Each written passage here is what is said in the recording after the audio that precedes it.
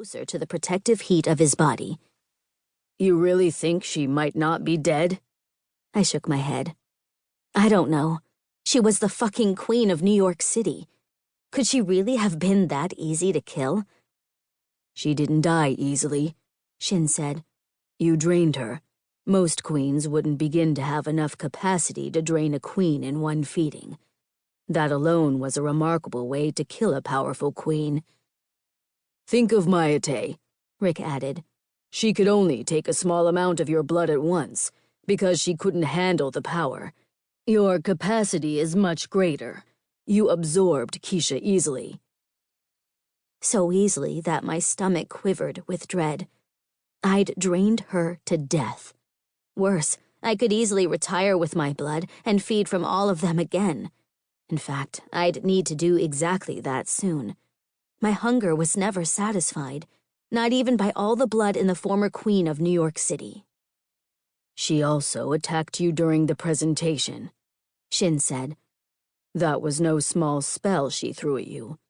She'd probably devastated many visiting queens that way, or at least scared them into surrendering before they were all killed. Plus her child, Rick whispered. My prime, badass alpha didn't shiver or flinch from what he'd endured in my service, but Tanza Skye had scared the crap out of all of us. Rick had been in the fucking circle with her while she hurt him with a kind of torture that didn't leave external marks. Even after I'd healed and fed him, he still had tender spots deep inside that would need more attention. Uyaima healed quickly, but I feared the wounds Tanza dealt him would never ease unless I continued to give him my blood as often as possible. I had her bond inside me, Rick continued. I felt her spreading like worms through me, and her power, it was crushing. You're the closest I've ever felt to that level of power, my queen.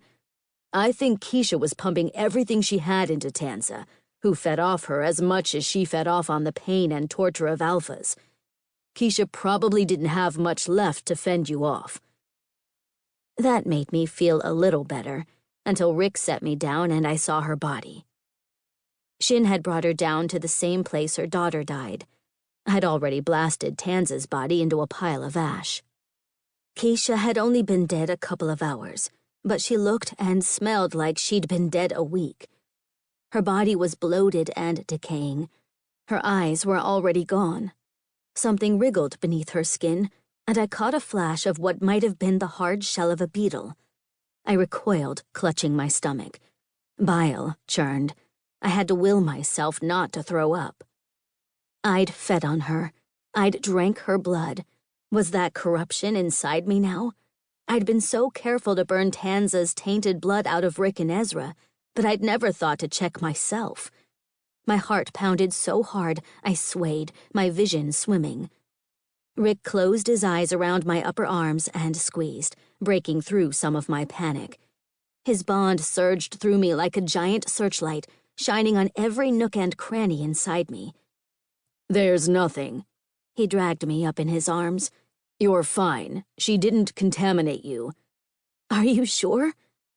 I hated the quiver in my voice, the tears on my cheeks, and the burn of acid in my stomach. I hated being afraid. I'm sure. Whatever's wrong with her isn't inside of you. I breathed deeply, dragging his scent into my body to help ease my panic. Hot rock and smoke, a tang of iron and steel. His rock troll hovered just beneath his skin, ready to surge out and defend me to the death. I turned my head, keeping my cheek on his chest, and looked at the body again. Do all Aima decay so quickly? Guillaume squatted down beside the body, completely unaffected by the smell or creepy crawlies. Thralls can decay like this while they're still alive, but I've never seen an Aima do this before, let alone a queen. Mehen let out a disgusted hiss and averted his nose. I've seen this fucking shit before. That's not demonic taint. That's what Ra's touch does to an Aima queen once he's got hooks in her. She had gone to Ra to try and sire a child with a god, the same as my mother. But how could